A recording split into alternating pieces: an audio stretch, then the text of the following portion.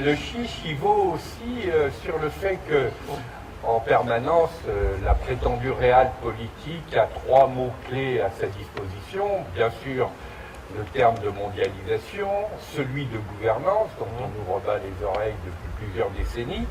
Et puis, on nous dit toujours, la vraie réelle politique, c'est que la première fonction de la gouvernance, c'est d'assurer la défense. Alors, nous nous sommes dit, au fond, si on disait chiche, et on prenait en compte la vraie question mondiale, ce que Édouard Glissant appelle la mondialité plutôt que la mondialisation, parce que la mondialisation, c'est souvent le cache-sexe d'une simple globalisation financière, mais ok.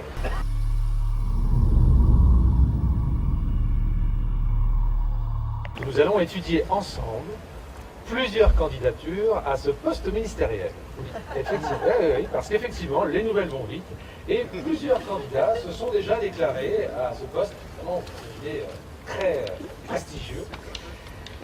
Et grâce à la TNTT, la TNTT, ça va pour... Non. Alors la TNTT, c'est donc la toujours neuve technique théâtrale. Eh bien, nous allons pouvoir faire apparaître en direct ces candidats devant nous. Voilà. Voilà, nous allons faire un petit peu de concurrence à la technique bien éprouvée des hologrammes, mais bon.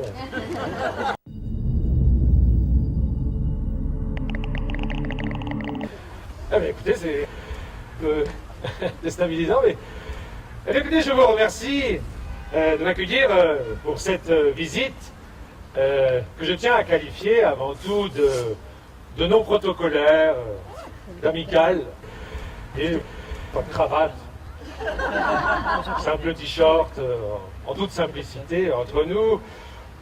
C'est pour moi un immense honneur de m'adresser à vous aujourd'hui en tant que futur ministre de la Défense.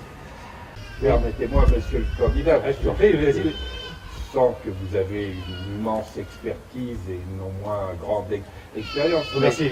Je me permets de préciser que ce n'est pas n'importe quel poste de ministre de la Défense. Évidemment. Il s'agit du ministère de la Défense de l'humanité, monsieur le candidat. De l'humanité, vous voulez dire Je veux dire de l'humanité. Oui, oui, de l'humanité, oui, au sens... Au sens de l'humanité. Au sens de l'humanité, oui. Oui, oui, de l'humanité, oui. De l'humanité, oui. C'est quoi cette histoire d'humanité, là, vous avez dit? Oui, oui, je me débrouille. Merci. Alors, évidemment, quelles sont donc les menaces quelle est confrontée donc l'humanité? Oui, c'est une question. C'est la question, monsieur Oui, le c'est la candidat. question, effectivement. Est-ce que vous croyez vraiment que les menaces qui pèsent aujourd'hui sur l'humanité sont des menaces extérieures qui nous viennent, par exemple, d'extraterrestres qui nous menacent? En dehors de l'invasion de nos écrans, on ne voit pas directement que ces menaces seraient extérieures, elles seraient plutôt intérieures, monsieur le candidat. Si je prends par exemple les menaces écologiques, vous êtes d'accord avec moi, monsieur le candidat, que si l'humanité détruit ses écosystèmes naturels, si elle rend sa planète inhabitable, elle va être directement menacée de mort. On l'a dit justement, puisqu'on évoque les questions financières, le fait que vous avez aujourd'hui des mesures spéculatives extrêmement inquiétantes.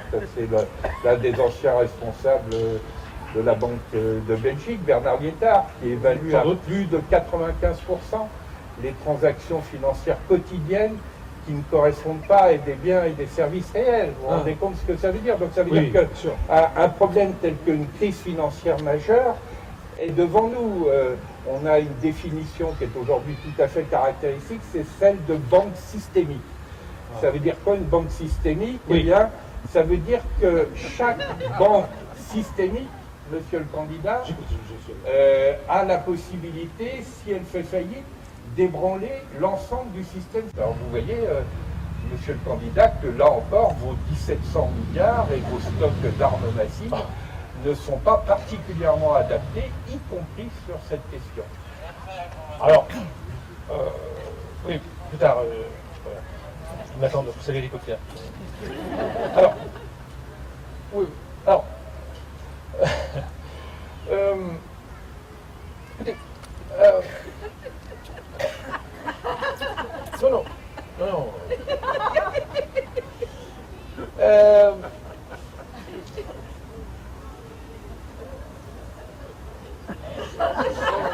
Non.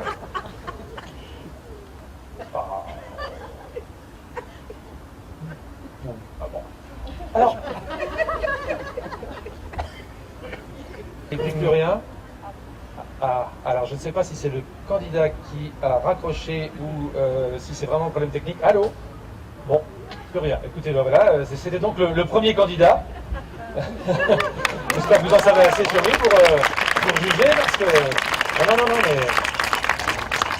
Voilà, je sais pas, c'est peut-être à la régie qu'il y a eu un problème. Voilà, ça peut arriver.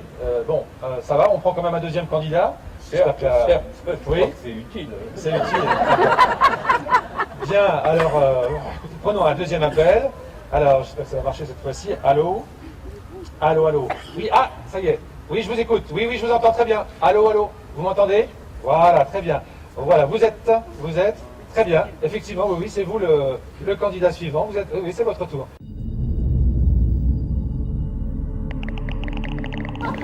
Oh, pareil, vous cherchez quelqu'un pour foutre sur la gueule des barbares qui veulent du mal à l'humanité. Ouais, c'est ça.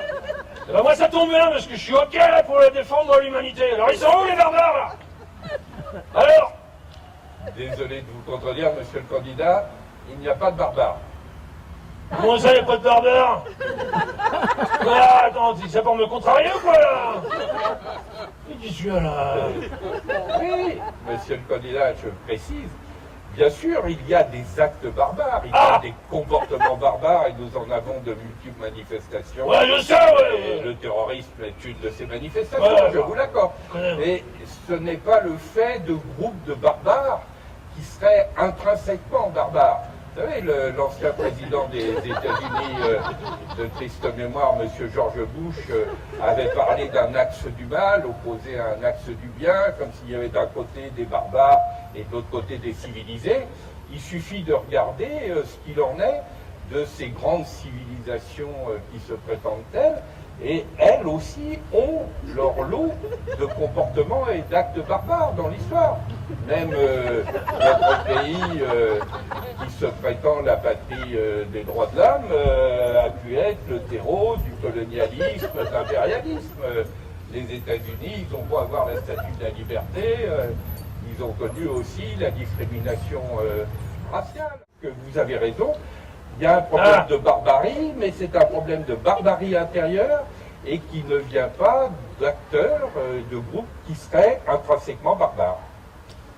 Non mais je crois que j'ai tout... Attends, s'il n'y a pas de barbares, là, moi j'ai un petit problème quand même, tu vois? Parce qu'on va se défendre contre qui?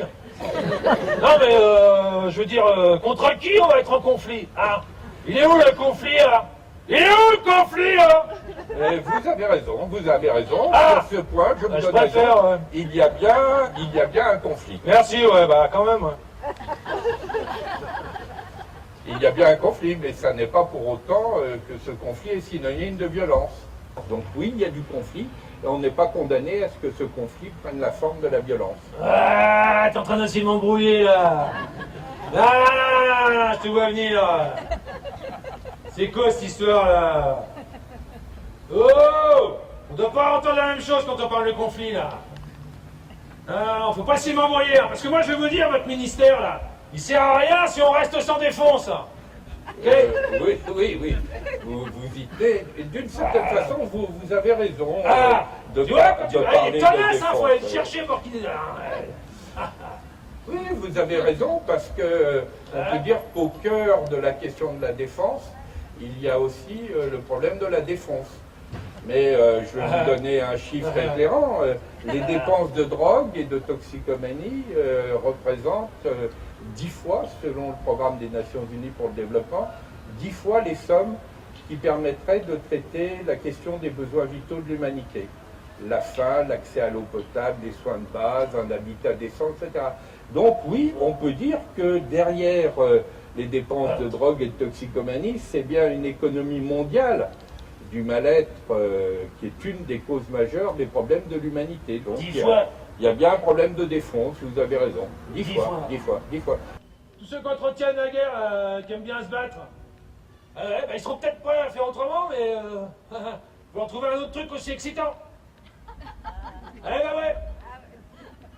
Sinon il servira à rien votre ministère là. Ce sera le ministère des bisounours. Ouais, les bisounours, exactement là.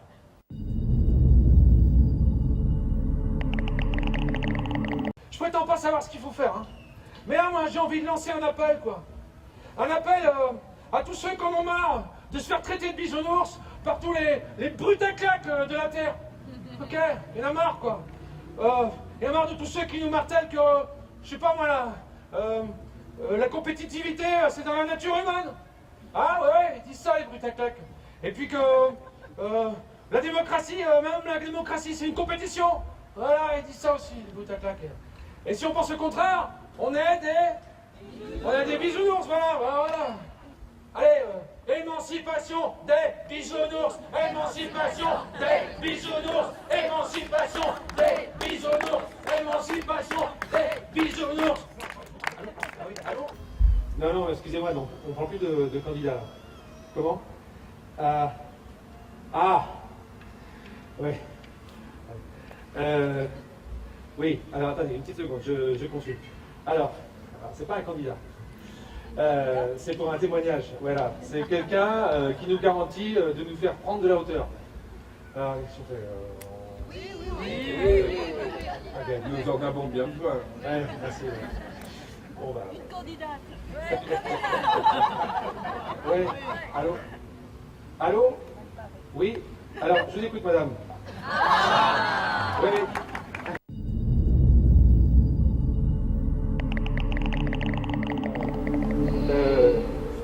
Vous savez, j'ai entendu votre histoire de ministère de la Défense de l'Humanité et je voulais vous dire, vous raconter ce que j'ai vu, ce que j'ai compris en voyant pour la première fois la Terre depuis l'espace.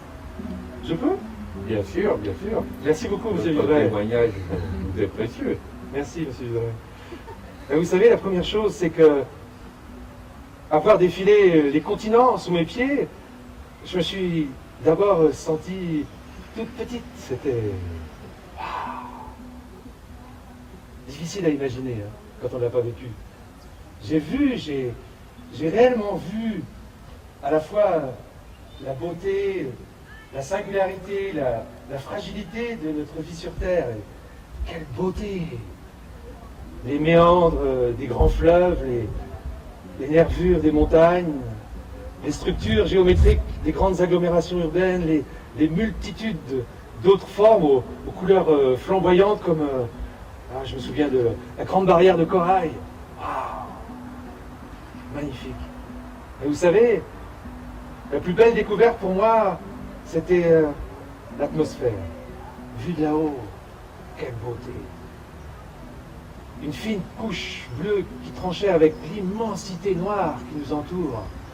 Comment vous décrire ça? Vous savez, nous vivons vraiment dans un petit monde. Un monde singulier dans le vaste univers dont nous faisons partie. Je ne pourrai plus jamais l'oublier. Vous savez, je me suis dit, en contemplant toute cette merveille, pourvu que l'espèce humaine, l'espèce dominante sur cette belle petite planète bleue, ne fasse pas de bêtises, qu'elle soit suffisamment responsable pour à la fois préserver la vie ici et puis sa propre vie, sa propre existence.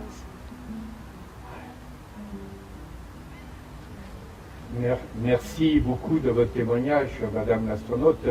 Nous sommes d'autant plus touchés que lors de la renonciation du fait de la présidence de Donald Trump des États-Unis à l'accord de Paris, ça se plaçait au même moment que les photos de l'espace que nous recevions de notre compatriote Thomas Pesquet, votre collègue, et on a été frappé de cette coïncidence et du fait que là, il y avait un vrai message d'espoir et d'avenir face à la grande régression qu'incarne l'actuel président des États-Unis. Vous savez, monsieur Vivray, il faudrait peut-être envoyer les grandes semondes dans l'espace pour qu'ils se rendent compte. Et je pense que c'est une excellente suggestion. Parce que commencerait enfin peut-être à comprendre que ce dont nous avons besoin, ce n'est pas de puissance dominatrice, mais de puissance créatrice. Et la puissance créatrice, elle s'origine aussi dans la capacité d'émerveillement, dans la beauté et dans l'arrêt de ce déni de la fragilité qui est au cœur d'une grande partie de nos maux, aussi bien sociaux qu'écologiques. Ah, j'aime beaucoup ce que vous racontez, monsieur Vivray. Vous savez, avant de vous quitter, on n'est pas là pour faire du tourisme dans l'espace. Hein. À propos de votre idée de ministre de la Défense, ne le laissez pas tout seul, hein, surtout. Ah. Peut-être réinventer un nouveau conseil de sécurité. Alors, je vous laisse imaginer. Hein. Forcément très différent du conseil de sécurité actuel. Bien, je vous laisse. Je vais rejoindre mes camarades astronautes. Même si on a envie d'admirer la Terre et le ciel, vous savez, on a beaucoup de choses à faire. Au revoir.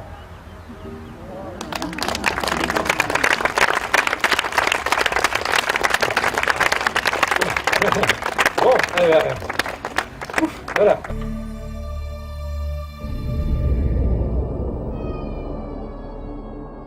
Que cette idée de notre astronaute est une idée excellente et que du même coup, ce serait intéressant avec l'expertise des différentes assemblées présentes ici ou dans bien d'autres endroits dans le monde de commencer à piocher cette question et d'organiser une espèce de remue-ménage collectif sur à quoi pourrait ressembler ce Conseil de sécurité de l'humanité, comment y compris il pourrait rentrer en interaction avec le Conseil de sécurité actuel, donc on va évidemment pas nier l'existence.